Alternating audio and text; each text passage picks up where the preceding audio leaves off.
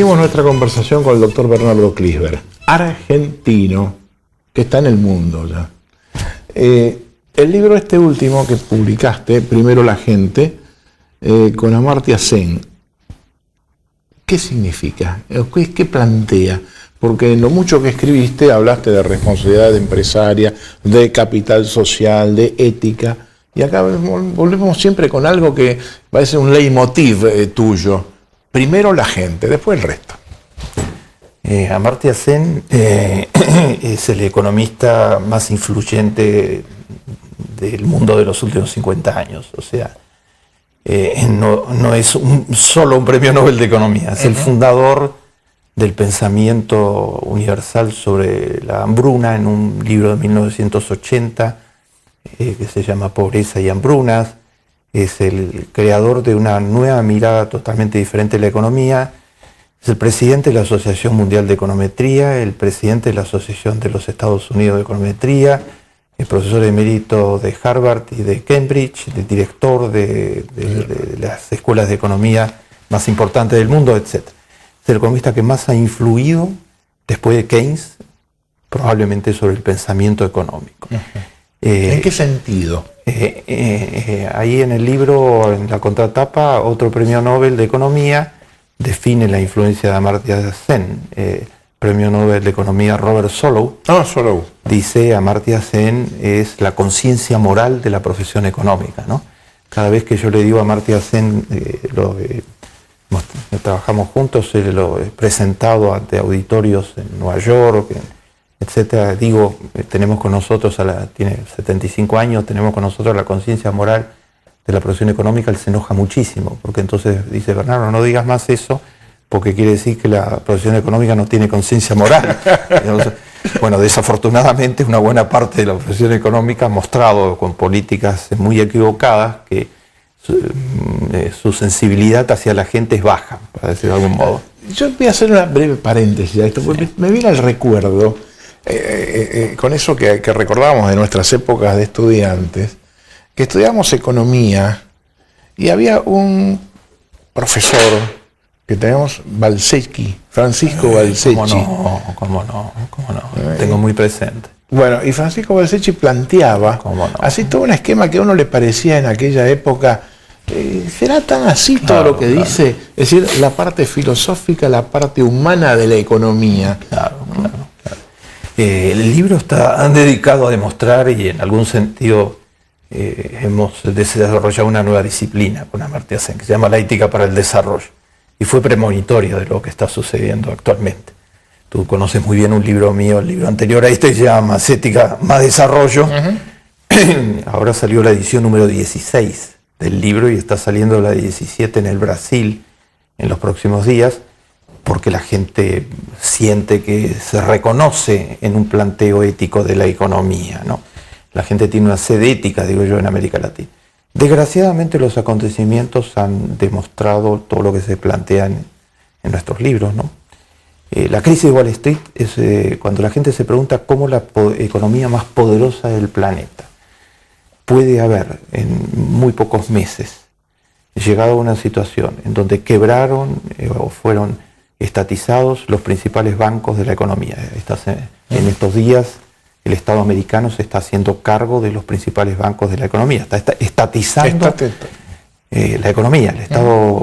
El gobierno de Bush no es precisamente un gobierno pro estatización de nada, sino al contrario, etc.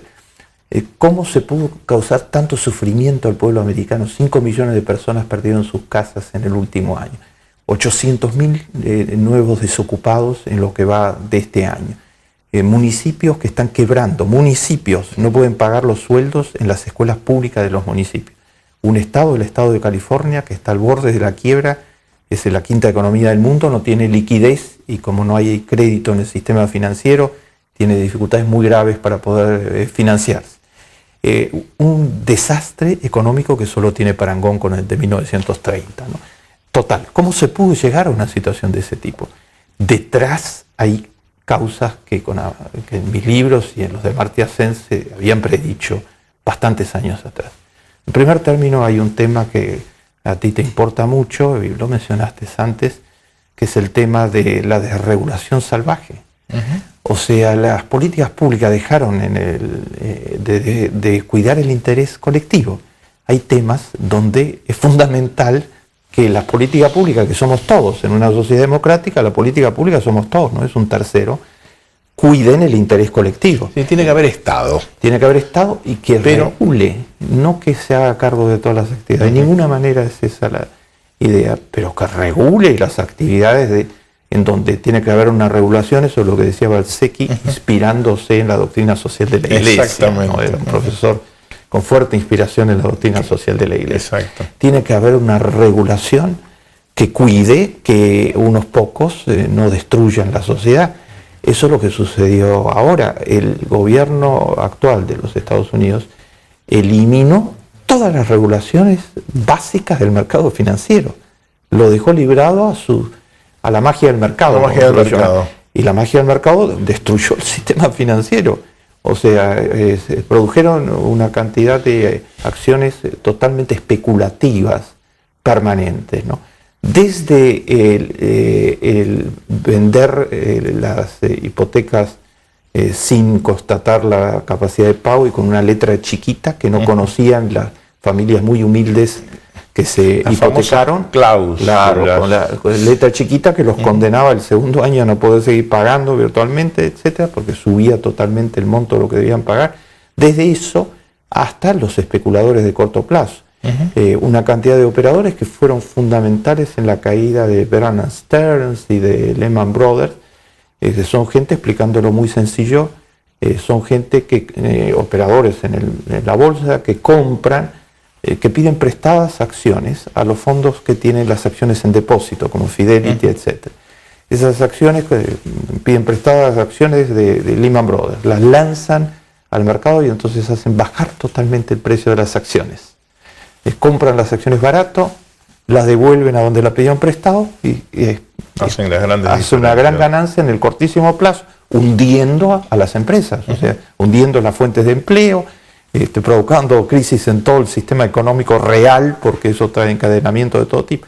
O la conducta, ese es un tema que te interesa mucho. Yo vengo pionerizando con otros amigos la causa de la responsabilidad social empresarial en América Latina, ¿no? Estoy permanentemente, la semana pasada hablé para 600 empresarios en el Paraguay, poco día después para 500 empresarios en el Perú, y ayer lo he hecho en un acto gigantesco sobre ese mismo tema en la Argentina. Parte del hundimiento de Wall Street se debe a la absoluta irresponsabilidad social empresarial de los CEOs, de los altos ejecutivos de las empresas quebradas. Uno de los periodistas más escuchados en Estados Unidos se llama Nicolás Kristof, 2 veces premio Pulitzer, y en el New York Times publicó hace pocos días un artículo cuyo título era así: $17.000 se necesita, el trabajo se ofrece, $17.000 por hora, no se necesita ser exitoso. No, se estaba refiriendo al sueldo que ganaba el presidente Lehman Brothers. $17.000 por hora. Yo saqué el cálculo. ¿Sabes cuál es el sueldo por hora mínimo actualmente en los Estados Unidos, que es el que gana un porcentaje muy alto de la población? $7.25. Y este hombre ganaba $17.000. O sea, 2.000 veces lo que el sueldo mínimo. La doctrina social de la Iglesia, me honro de estar en un programa del arzobispado. La doctrina social de la Iglesia hace muchísimos años, en la voz de Juan el Bueno, en la voz de Juan Pablo II, en la voz del Papa actual, dice que estas diferencias son inadmisibles éticamente. Platón decía que las diferencias no pueden ser más de 3-1 en una sociedad, 2.000-1. Ahora, lo que la gente no sabe y va a aprender estos días, y en mi libro Más Ética, Más Desarrollo, sabes, tú lo conoces, hay un capítulo que se llama Ética para Gerentes, donde predecimos que esto está sucediendo. Estos ejecutivos ganaban sus paquetes remuneratorios, estaban ligados a las ganancias de las empresas. Entonces cobraban en acciones, en bonos, en diferentes formas, ligados. Entonces inflaron las ganancias. Claro. Estaban llenos de hipotecas que no se iban a poder pagar, de derivativos que no valen nada porque son artificios financieros. Y disfrazaron todo eso, inflaron las ganancias para ellos. Bueno, pero hace unos años pasó también con los casos de Enron, Parmalat. Bueno, esta es una reedición